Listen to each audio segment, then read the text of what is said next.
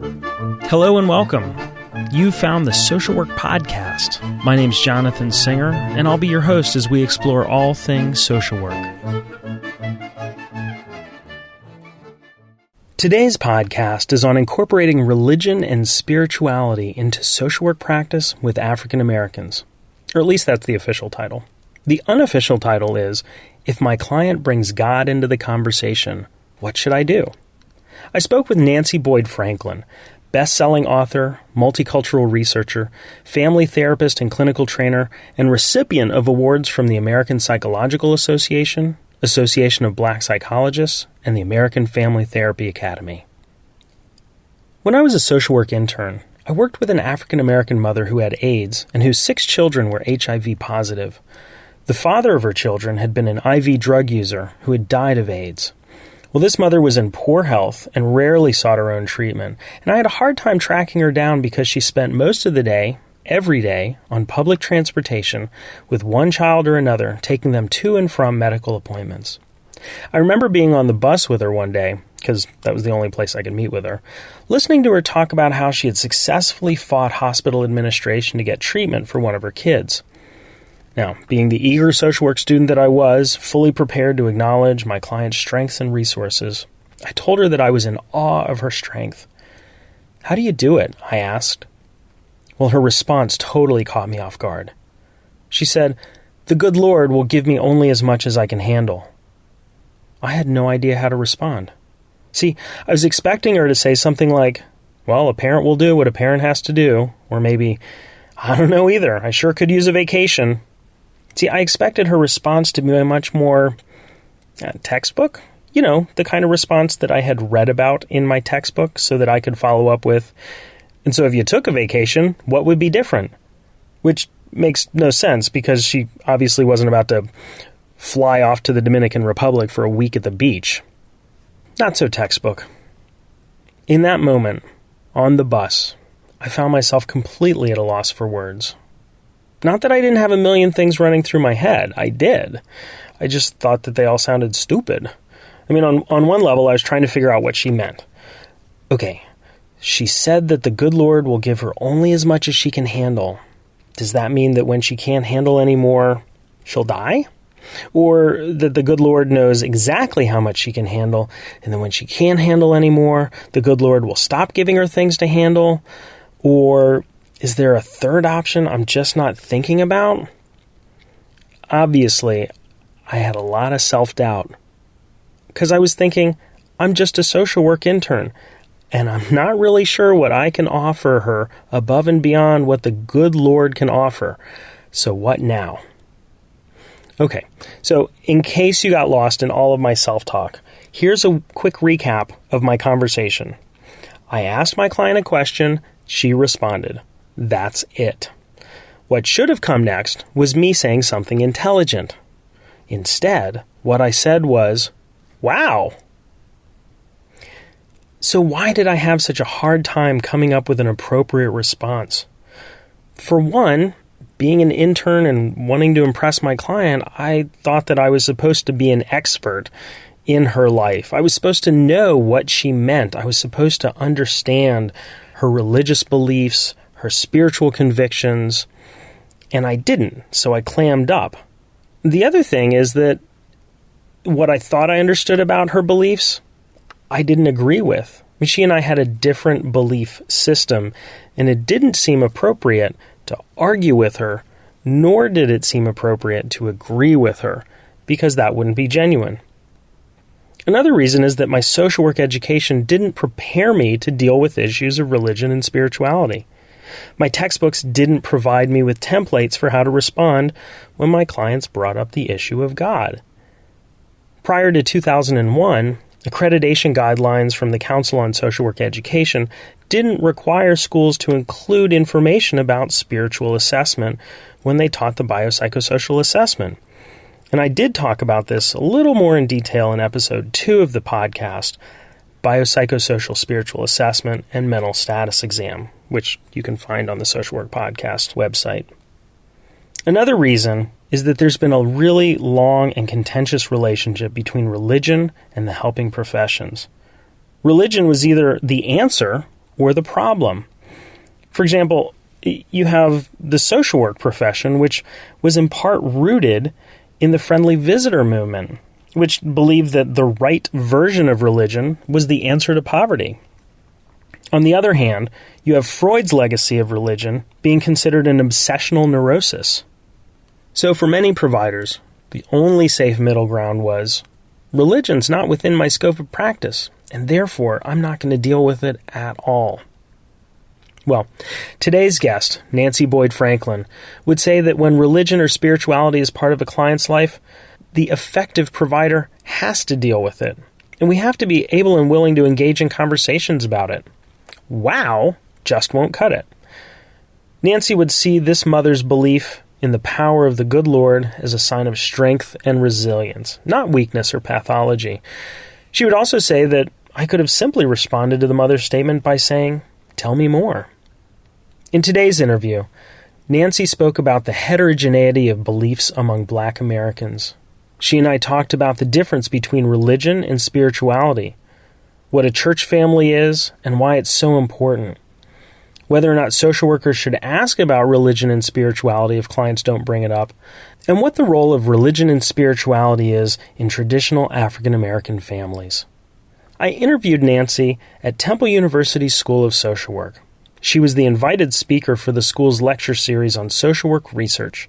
For more information about Temple's School of Social Work or the research lecture series, please visit their website at www.temple.edu/ssa.org. And now, without further ado, on to episode 59 of the Social Work Podcast, Incorporating Religion and Spirituality into Social Work Practice with African Americans, an interview with Dr. Nancy Boyd Franklin. Nancy, thanks so much for being here today and talking with us about African American families and religion and spirituality. I know that you're really concerned about perpetuating stereotypes, and I wanted to give you an opportunity to address that before we start the questions. Yeah. I guess the first thing is that there's just tremendous variability and diversity in the Black community, and that's true of religion and spirituality too. You know, there are historically Black churches that are Christian. There are African Americans who are not Christian. There is a growing Muslim community, both Nation of Islam, Sunni Muslim, and other Muslim. There are a growing group who are very committed to African religions, and I don't think we talk enough about those in the field. I'm going to talk primarily, though, about traditional African American churches, so Baptist, African Methodist, Episcopal, Church of God in Christ, because we're going to run out of time quickly. Why are religion and spirituality important issues for social workers to be aware of when they're working with families that come from these backgrounds? Absolutely. I think the biggest challenge in the field is that clients come in pain. They don't come to see us because they're happy and everything's wonderful. And so they present first with their problems. And our challenge, should we decide to accept it, is to figure out how to tune into their strengths. And in African American families, some of the biggest strengths are the family itself, the extended family, and the church family. Now, that's clearly not true of every African American client or family, but there are many, many families in which these beliefs are very strong and very powerful and can be used to help people overcome adversity, racism, loss, trauma, death, dying issues in their lives. And so in the African American community, is there a distinction between religion and spirituality, or are they seen as the same thing? Yeah. Actually, there's research that's been done where individuals have been asked, are they religious or spiritual? And they've said religious and spiritual. Religion really refers to church involvement. Spirituality is a more general concept. It's about a belief in God or a higher power or the Creator, and just a belief in spiritual action in one's life. What I find is that there are just many situations in which Social workers or practitioners in general in the mental health field now know they need to ask about religion. So they'll ask, well, are you involved in a church or a religion? People say no, and they go on to the next question. They don't go after, well, would you say you're a spiritual person? Is spirituality a part of your life? You get a much wider response to that kind of question. So you mentioned the church family. What is the church family? And in black churches, what is the role of the church family? Yeah. In black churches, we often describe our churches as church homes. And it follows, our churches are also our church families. And it is hard for practitioners who haven't experienced it to understand what an all-inclusive support network that is. You not only have the minister, the minister's wife, the deacons, the deaconesses, but you have activities and supports for people at every stage of the life cycle. So you have things like the nursery, where young parents can take their children and be a part of church services. You have Sunday school and all kinds of youth activities where many African American parents who live in very dangerous areas, in urban areas, have used churches as a socialization option for their kids. The strategy of many of the parents and grandparents I've talked to is tie up their time. So they get them involved in after-school tutoring programs, and people think Vacation Bible School is just about spirituality. No, it's a way to occupy kids in a very positive, spiritually focused activity during the time they're off from school. But the other area for any social worker working in gerontology, this is a huge area, because research has shown that African American women and older African Americans, both men and women, really rely on religion and spirituality to get them through the rough times. Experiences of racism, trauma, loss. And so that issue becomes huge. There are tremendous services in the African American churches for the elderly, reaching out to folks who are homebound, folk in nursing homes, reaching out to families who are homebound because they have a family member, reaching out to hospitals when people are going through cancer and other life-threatening illnesses. So it's an all-inclusive piece. The other issue, though, in today's economic crisis, African American churches are like mini social service agencies. Services for the homeless, services for food banks. When the lists are so long for things like Big Brothers and Big Sisters, I will often turn to churches in the community for mentors or tutors for youth. And people don't think of these things in times when a lot of the services are drying up. So if I were working with African American family and I knew they were involved in their church, yeah, could I say, is this something that your church family can help out with? I mean, is that the phrase, church family? That's one of the ways you could go. But you first just want to ask about, particularly if you're not particularly religious yourself or you're not of this culture, you want to say, just curious, do you have a church family? Have you ever had one? And what kinds of things do you count on them for? Even black families, particularly single-parent families who are isolated, who are not members of church families, may in fact find services for their kids offered through the churches or for their elderly. So I can understand why it would be important to check in with a family to find out what their church involvement was, to find out what the norms are. Yeah. I also know that there are African American families, any family that might not be involved in churches, and yet, particularly in the African American community, it sounds like you're saying that churches are a huge resource. Absolutely. are churches a resource for folks who aren't members of that church? Absolutely, particularly in terms of services. Services for youth. You have many African American families who get their kids involved in tutoring or mentoring or various activities, not because of their religious significance, but because it keeps them off the streets. Also, there are a number of churches that have done excellent work, my own, for example, on gang summits and trying to take kids back from the streets in that regard. There are some churches that have 12-step programs, a substance abuse ministry. There are numerous churches that have services for the elderly. So if you have a very isolated client or family, it may be a way to connect them.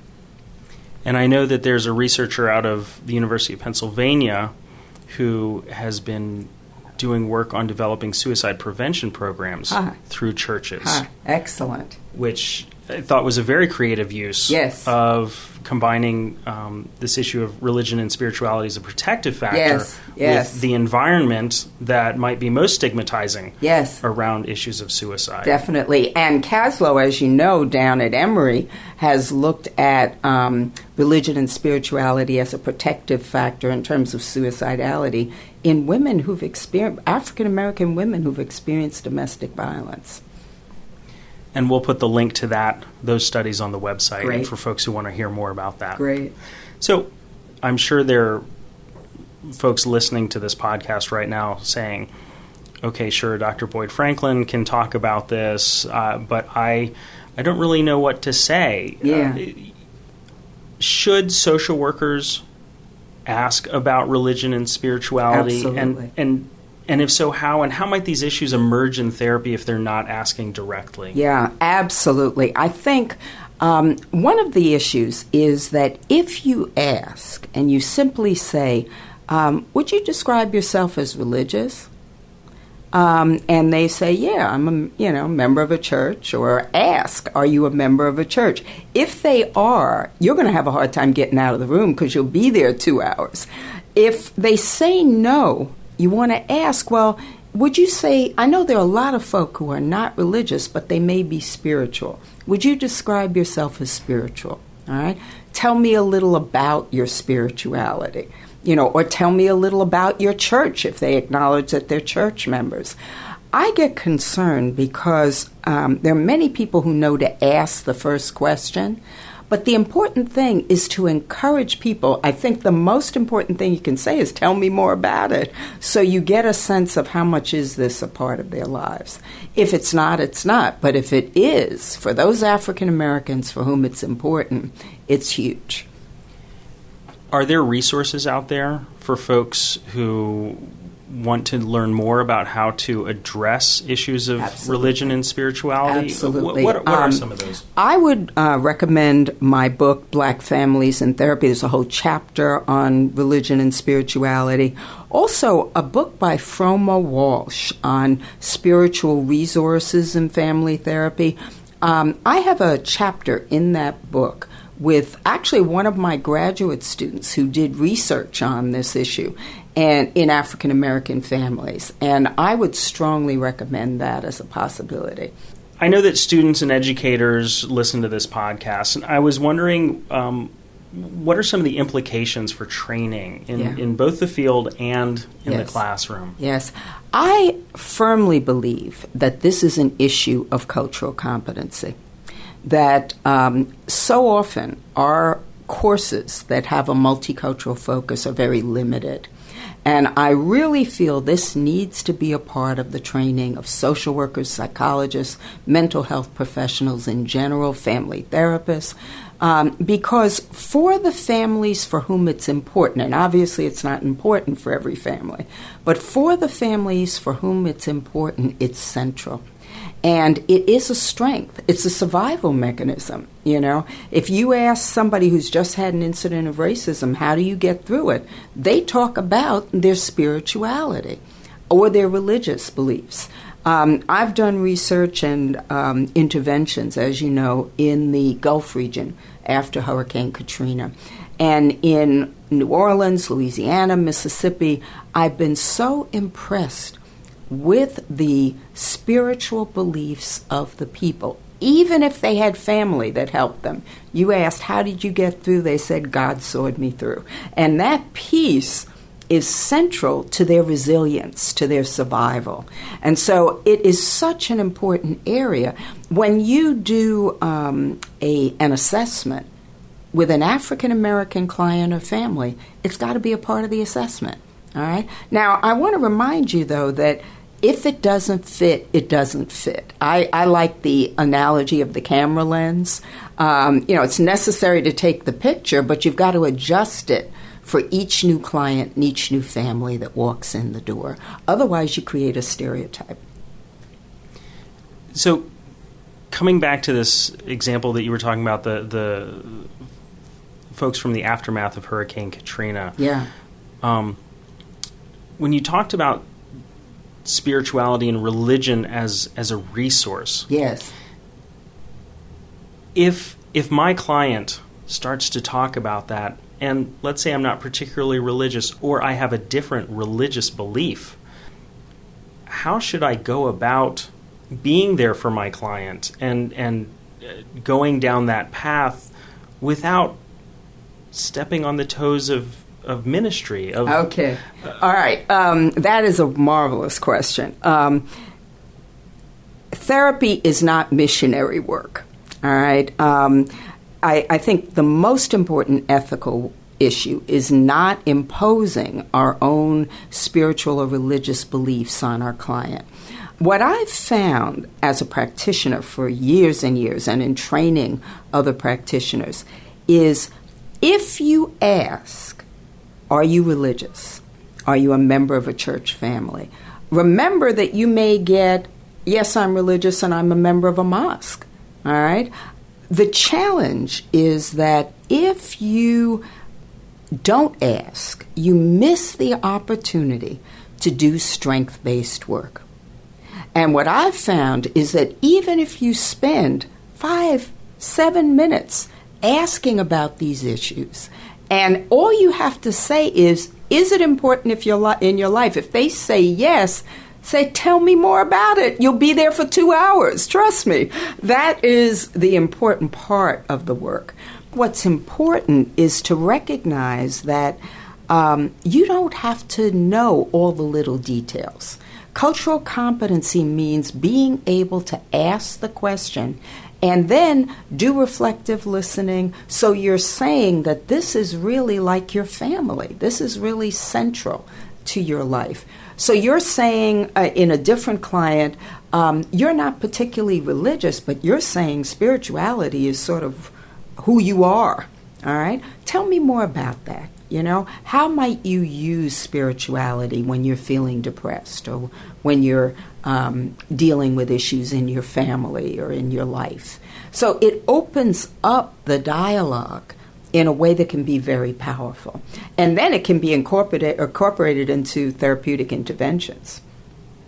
So it makes sense that you're saying use your basic clinical skills. Absolutely. To expand and explore Absolutely. This issue of religious or spiritual involvement, even if it's different yes. from your own. And let me add, since we may have researchers tuning into this too, Black churches are tremendous bases for both the development of intervention programs and for reaching a population in the African American community that you wouldn't reach otherwise.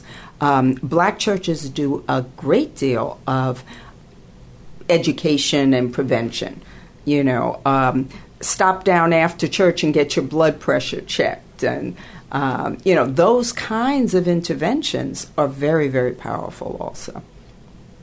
The other thing is that it can be incorporated into interventions. For example, in suicide prevention, I have had clients, and I've supervised my students' clients who have had a history of suicidality.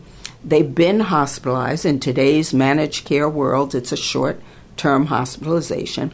So you have to support that person after they are released from the hospital. And they may still experience moments of suicidal ideation. So, for example, one of the things that can be very powerful is to have, for a person with a church family, that comes with a whole bunch of prayer warriors. You can ask, have you ever had a prayer partner? All right.